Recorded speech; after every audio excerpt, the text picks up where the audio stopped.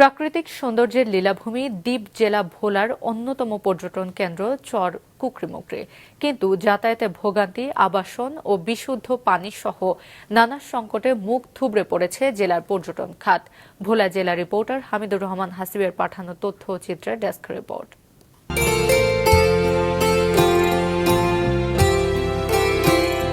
বিস্তীর্ণ জলরাশি এবং ম্যানগ্রোভ বনের মিশেলে অনিন্দ্য সৌন্দর্যের আধার চর কুকরিমুকরি।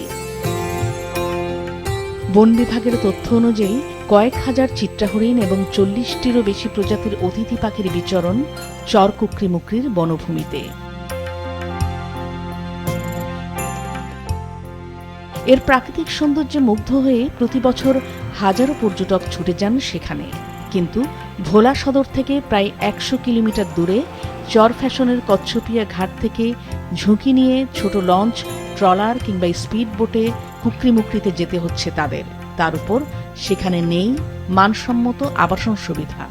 বর্ষার সিজনে এই চর কুকরিমুকরির যে সৌন্দর্য, এটা আসলে যখন প্রথমবার আসছি এর থেকে আরো মনে হয় যে কয়েক গুণে বেড়ে গেছে। সবারই একবার হলেও আসা উচিত চর কুকরিমুকরি ঘুরতে। And it's great, আসলেই ভালো লাগতেছে।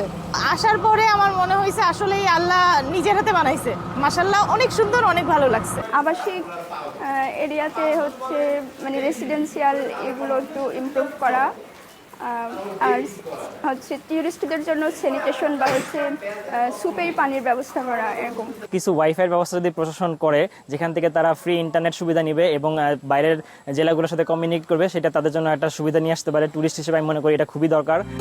বিদ্যমান সংকট কাটানোর পাশাপাশি সেখানকার প্রাকৃতিক পরিবেশ ও বনভূমি রক্ষায় যথাযথ ব্যবস্থা গ্রহণ করা হলে ইকোট্যুরিজমের বিশাল সম্ভাবনা রয়েছে চর কুকরিমুকরিতে, মনে করেন বিশেষজ্ঞরা।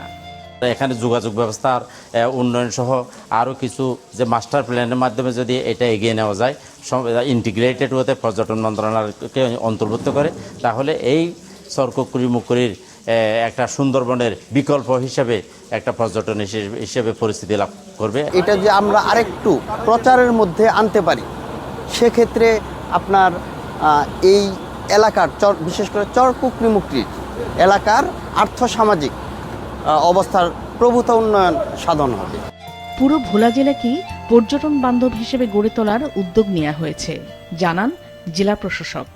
পর্যটন বান্ধব একটা জেলা হিসেবে আমরা রূপান্তর করতে চাই, সে লক্ষ্যে আমরা জেলা প্রশাসক সম্মেলনে আমরা প্রস্তাব দিয়েছি। তো এই বিষয়ে যাচাই বাছাই চলছে। সাময়িক বিমান ও পর্যটন মন্ত্রণালয় এই বিষয়ে যাচাই বাছাই করে ব্যবস্থা নেবে।